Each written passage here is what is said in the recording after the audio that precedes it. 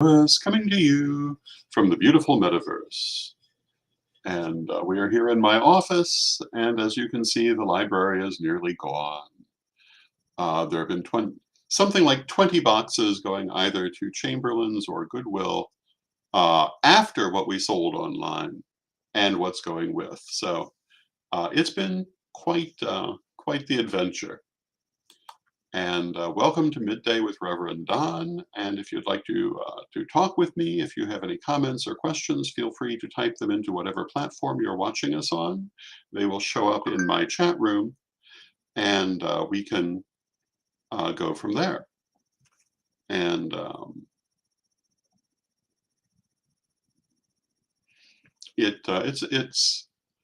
it's an interesting thing to watch the library slowly going.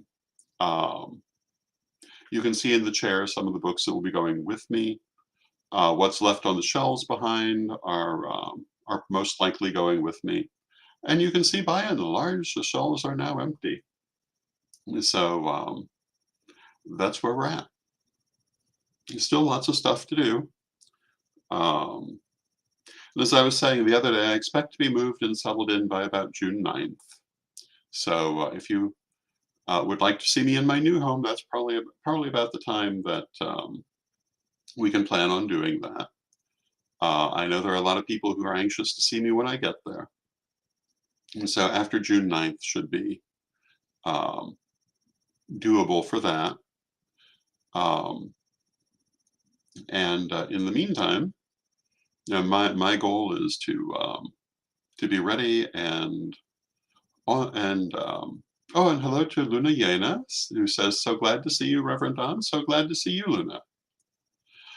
Um, I'm one of those people who prefers to be early rather than late. So, if I'm traveling by plane, I try to get to the airport well ahead of time because I would much rather sit for an hour or two um, in the waiting area, knowing that I am on time for my plane, than be rushing to make it at the last minute. I've had that happen too often in my life. I've missed them only once or twice, but enough that I don't like to put myself in that position. And it's the same with any traveling. I really want to have everything ready, except what must be last minute, well ahead of time. And I recommend that policy personally. Um, but that's what I try to do, and so I'm trying to have everything ready to go well before it needs to go, and that should make everything easier. But I've had the invaluable help of Mary today. Thank you, Mary, who has been helping me with the packing of the books, and yeah, it's been box after box going into the car and off to their new lives. And probably tomorrow, Goodwill is going to have a very, very good day for people who like to read. Um, Although we sold a tremendous amount online and have sold some to Chamberlain's, Book Mine, and various other fates have been befalling the library. Hello to Michael in the chat room. Good to see you, Michael. Um, And I've remarked before, it's kind of a bittersweet situation because I had always thought of this as being a library that would be preserved well into the future, but that is not what fate had in store for it. Hello to Bradley in the chat room. So as it is, I'm happy to see books going to people who want them and who'll be glad to have them, and I'm keeping those that I personally want.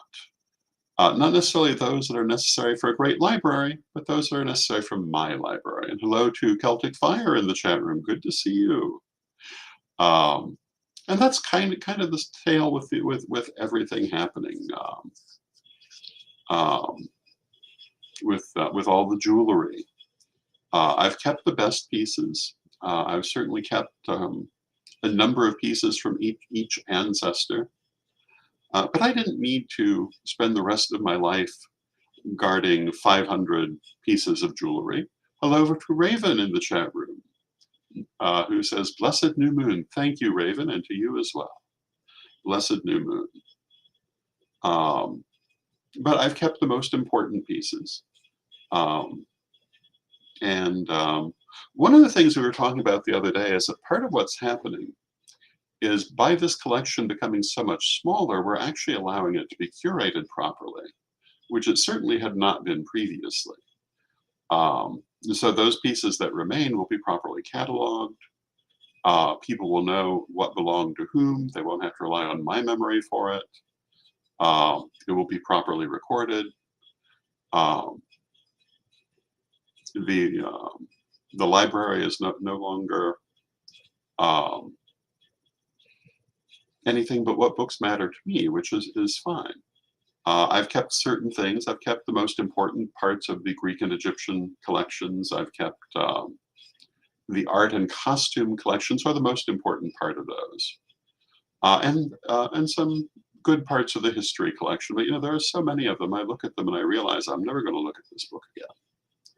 I either know what's in it or I would never have had time to get to it. And today, if I need to research something, with certain exceptions, it's not books that I'm going to go to. It will be the internet. Now, there are exceptions, and one of the things I have made a point of keeping are any books whose information I don't think I can find online. There are a few of those.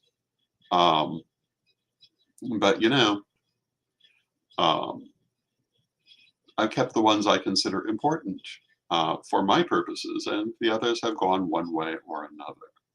And that's an interesting thing. So I hope everyone is having a lovely Friday. I will be gone over the weekend, but I'll be back on Monday, or at least that's the plan. Um, and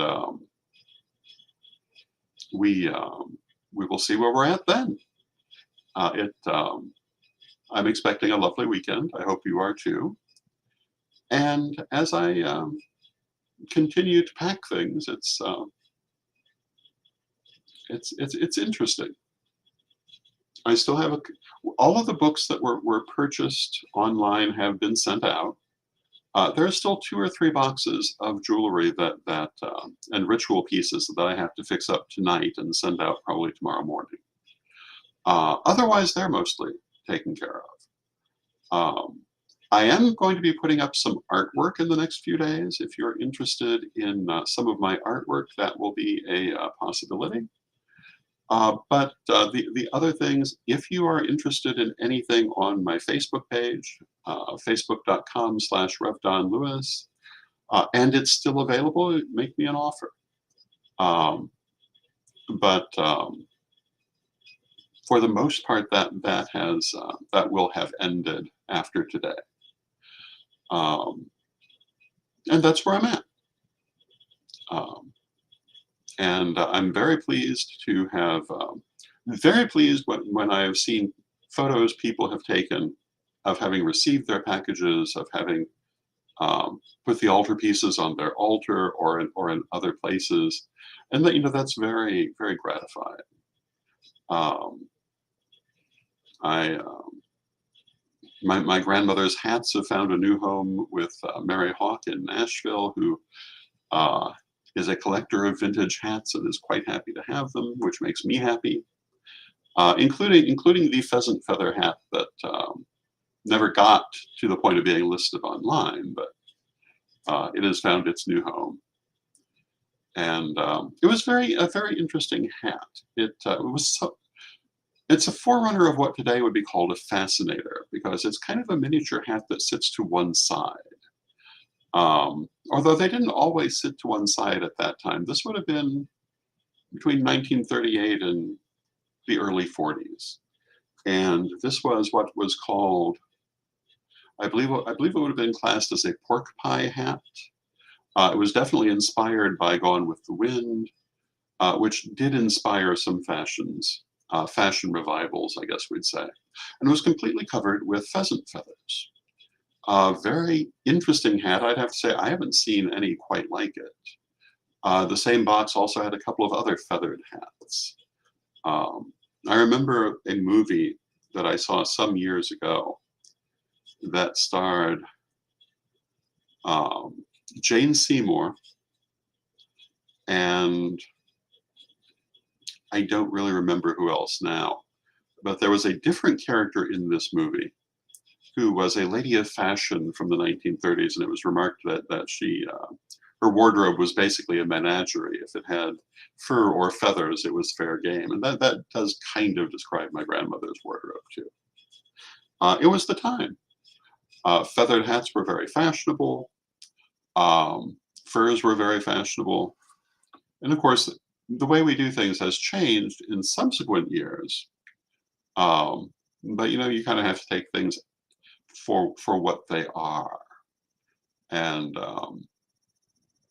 you know, um, I don't know that you would see a pheasant feather hat today, but you still see people who are eating pheasant. So um, I don't see anything wrong with using the feathers. I don't see anything wrong with using fur or feathers in general under under certain circumstances. I think that if the animal is going to die anyway, you should use every part. So not using the fur and the feathers, I think, is disrespectful if you have a way to use them. Um, on the other hand, killing the animal only for that reason, I don't think would be appropriate. But as long as we are eating meat, we should not be just throwing out the parts we don't want. We should be using all of it. And that's what I was raised to think. So, when I have people who try to tell me how terrible sausage is because it contains all the parts, I think exactly opposite. I think that's exactly what you should do. You don't take just the beautiful pieces and throw the rest away. You use everything, and sausage is the perfect way to use everything. And Diggs BTW7 says, "What's up?" And hello, Diggs BTW7. Good to see you. Um, so I'm a great believer in the idea that um, if you're going to be eating the meat, you use everything else. There are lots of things to do with it. Um, and also, I'm a great believer in using all of that meat if you're going to do it. Um, I think that the idea, there's an old joke about the Roman cuisine where you take 1,000 larks, remove their tongues, and discard the larks, and then use the tongues. I think that is utterly inappropriate. I don't think the Romans did that, but the joke says that. And my thought is, if you're going to use one part, you use all of the parts, but not necessarily in the same thing. One of the things I quite enjoy is tasting history with Max Miller, because he talks about historical cuisine in considerable detail, and it's often very different from what we do today. Um, and sometimes you see things that you might not have thought of um, in terms of the cuisine of the world. Um, an example that occurs to me that I know from other sources than that, but I know that it's been studied that in the medieval period, in the so-called Middle Ages, the average Egyptian peasant had a wider range of foods available to them than the pharaohs had done in pharaonic Egypt, which only makes sense because people had been sharing their foods for much longer at that point. Um, but um, but the foods that graced the pharaonic tables, including literally the pharaohs, had been much more limited. And you might not stop to think that, but when you think that in subsequent eras, Egypt became part of the Roman Empire, then part of the Muslim world, its world just kept getting bigger and bigger, and so of course the foods multiplied and expanded.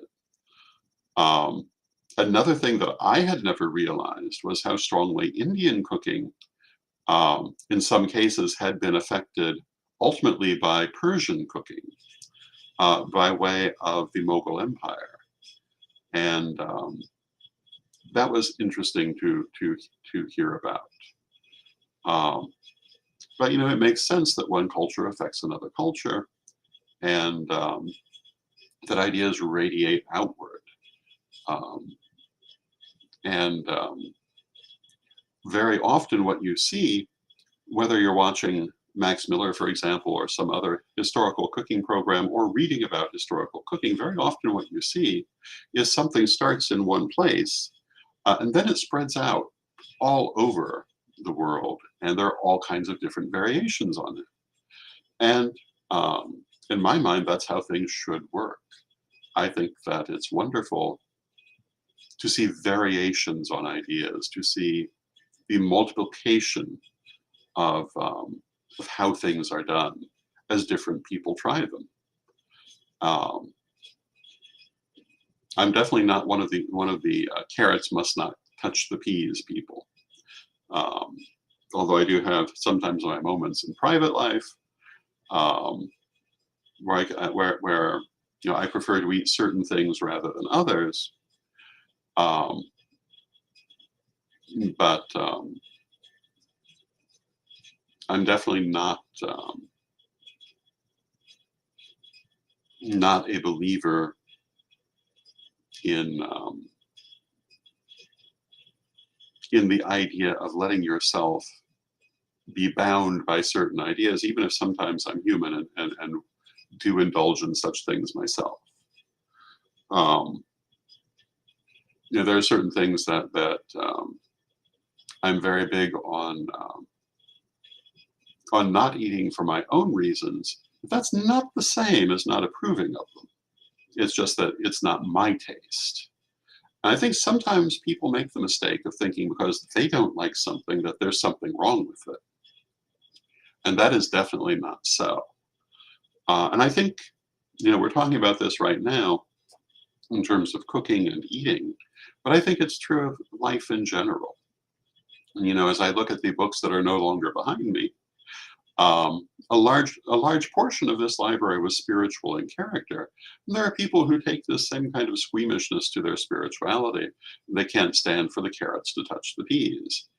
Um, the idea of being influenced by different schools of thought horrifies them. It's that they want everything very separated, and that's just not really the nature of the human condition.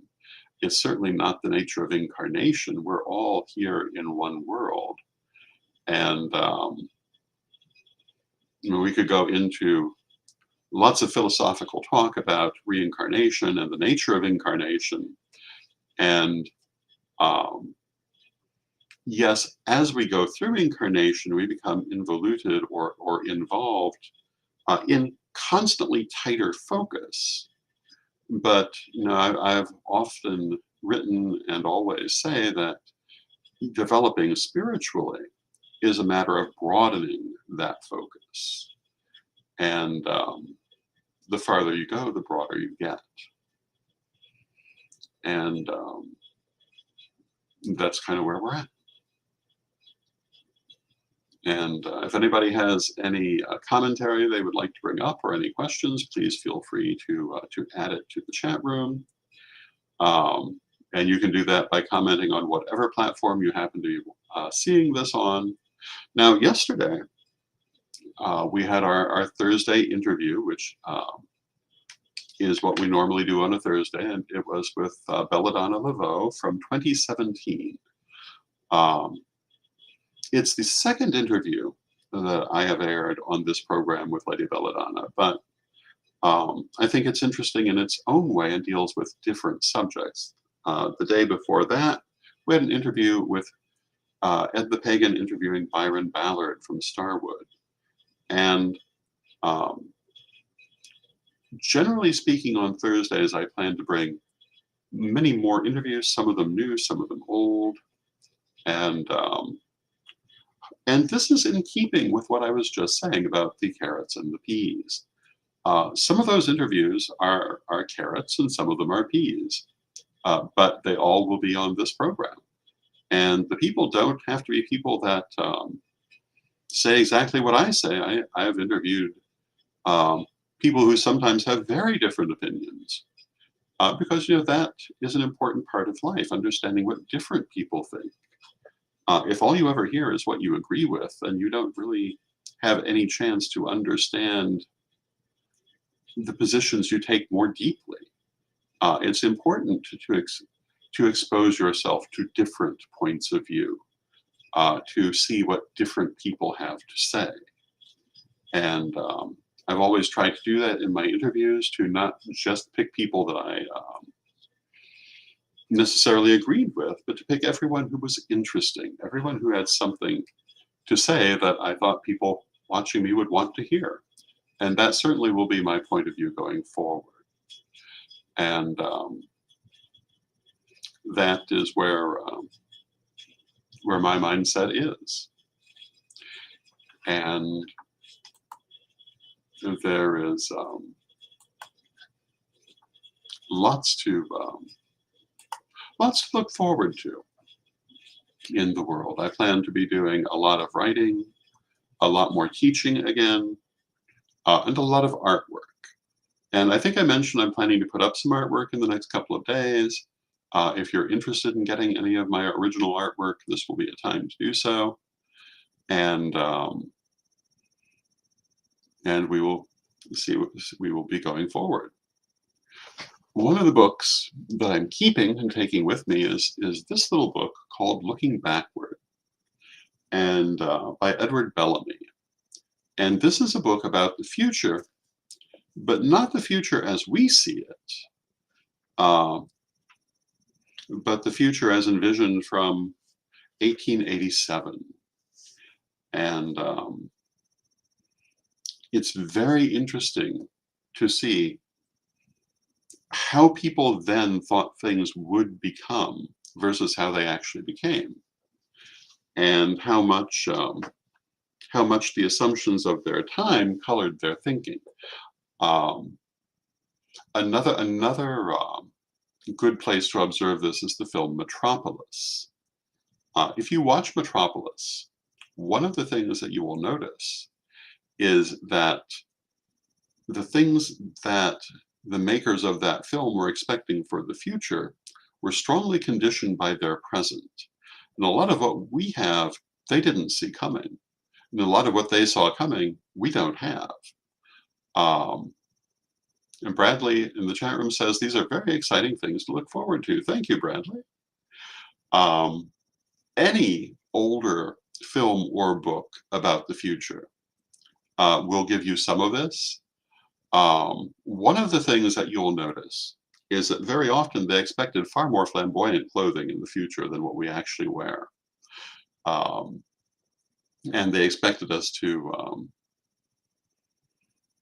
either look more like they looked or far less like they looked than we actually do.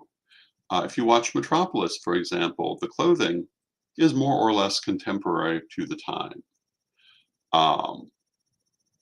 And that is the 1920s when the film was made. And I think that actually in its way is closer to how we actually do dress in their future versus what some others thought.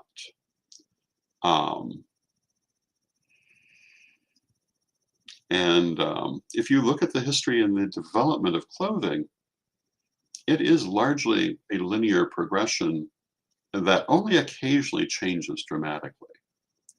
The shirt I'm wearing could have been worn 200 years ago with only small changes. And in fact, if I could go back 200 years wearing this shirt and not make any changes, I don't know that anyone would really notice. What I'm not wearing over it, they might notice. But that's also a social class thing, because people in ordinary life, as opposed to the upper class, did not run around dressed to the nines on every occasion. And of course, it's unusual for me not to be wearing a suit coat, but I'm in the process of packing all these books. So today you get me without one. And one of the things about historical costume that was most enlightening out of all the books that I have owned and read on this subject talked about the film Anne of the Thousand Days. And if you're not familiar with Anne of the Thousand Days, it's a movie about Anne Boleyn starring Geneviève Bujold and and Richard Burton as King Henry, and Geneviève Bujold, of course, was playing Queen Anne. But this book included some commentary from the costumer who handled that movie and why they had made certain choices in costuming King Henry. And they pointed out that everyone thought of King Henry as being dressed in these elaborate gold brocade costumes sewed with pearls and fur and all of this. And he certainly was on court occasions. But that doesn't mean that's how he dressed to go hunting, for example. And you wouldn't really expect that for his hunting costume. And so they paid a lot of attention to not following that stereotype when it was not appropriate, and to look at what the activities were. And this is something I think people often don't think about, that people then, like people now, did suit their costumes to the occasion. Sometimes there were strong rules for that, sometimes not. And sometimes they did wear the gold brocade to go hunting. It depends on the generation and who we're talking about, but very often they did have more utilitarian clothing for more utilitarian occasions, no matter who they were. And ordinary people generally were not wearing what fashion history books will tell you people were wearing. If they were, for example, if you wanted to look at farming communities, for example, over the centuries, from the Renaissance to the 20th century, they saw a lot less change in what people wore than you might expect. There certainly were changes, but less than you might expect, and they were not wearing, for the most part, those fashionable clothes. There were places where the changes were more pronounced, but the life of ordinary people is only rarely dealt with by the history sources we're likely to see. Only occasionally do you see it in movies. There's a wonderful film called Martin Guerre from France many years ago, which deals with the mystery of Martin Guerre. And most of the characters are what would be called peasants. They were the farming class. And it does a good job of recreating their world, which is not what you see in most historical films. And this is one of those things that if you really want to understand where humanity has been, you can't only look at the upper class, because only a very few people were in that position. One of the things I often notice, I follow a lot of historical costumers. I love historical film and novels, but almost always it deals with the upper class. There are exceptions, but very, very commonly, when people are rhapsodizing about the good old days and how people used to live, they're speaking of the aristocracy. And if you're not aristocracy now, you would not likely have been aristocracy then. And so what you're looking at is not what you would have been living. And I think that's kind of important to bear in mind. People very often, I follow a Facebook page called Historical Homes of America. And people are often rhapsodizing over these beautiful Victorian mansions. But if you're not living in a mansion then, or not living in a mansion now, you probably wouldn't have been living in a mansion then. And that's not the kind of home that you would have had. I think that when we look at history, it's important to remember only a small number of people were in that upper class. And we often ignore how everyone else lived. I have a wonderful book called Kourion, about the city in Crete by that name, which is about the the archaeological excavation of that city that does focus a lot on the ordinary people and their ordinary houses. Something you sometimes see with Pompeii as well, and Herculaneum, and other famous archaeological sites. You'll often hear about the mansions, but there are regular houses as well that actually let you see how regular people live. And that can be quite fascinating and not at all what Hollywood imagines, for example, or what your average historical novelist imagines. And I think it's quite fascinating to see that difference. But I see that we've come to the end of our half hour, which means I'm going back to packing books, and once again, I'm being helped by Mary, to whom I'm very grateful for her assistance on this particular day. I'm expecting um, more people to come and help a little later, so we'll be making a lot of progress today. Thank you, everyone, and let us have our closing prayer. Divine Mother Goddess, Divine Father God, beloved ancestors, we come to you this day as every day with thanks and love for all that you do for us, and we pray that you help us to keep our sense of perspective as we go forward. Help us to see those things that are important, and also those things that are not so important. Help us to enjoy the beauty on the side of the road while keeping our eye also on the road. Help us to stay in balance and to keep the joys of life and the purpose of life in equal respect. And beloved Mother Goddess, beloved Father God, beloved ancestors, we thank you with great love and with respect. And may the blessing be upon you now and always. And I thank you with great love. I love spending this time of day with you. I love you all. I look forward to seeing you next time. And until next time, may you bless it.